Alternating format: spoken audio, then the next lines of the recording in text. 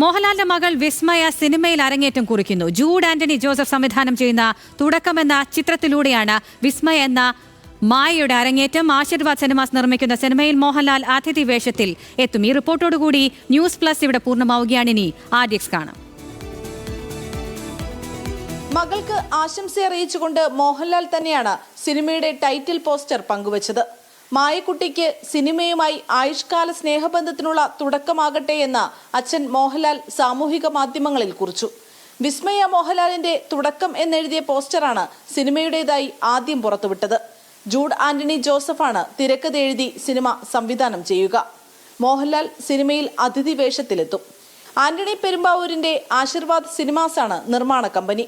ആശീർവാദ് സിനിമാസിന്റെ 25ാം വാർഷികത്തിലാണ് വിസ്മയ മോഹൻലാലിന്റെ സിനിമാ പ്രവേശനത്തിന്റെ പ്രഖ്യാപനം. സിനിമയിൽ ആരാണ് നായകനെന്ന് വെളിപ്പെടുത്തിയിട്ടില്ല.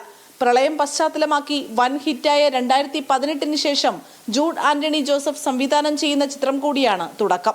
എഴുത്തിലും ചിത്രരചനയിലും യാത്രകളിലും ശ്രദ്ധ കേന്ദ്രീകരിച്ചിരുന്ന വിസ്മയയുടെ പുതിയ തുടക്കത്തെ ആകാംക്ഷയോടെയാണ് സിനിമാ പ്രേമികൾ കാത്തിരിക്കുന്നത്. ന്യൂസ് മലയാളം, കൊച്ചി.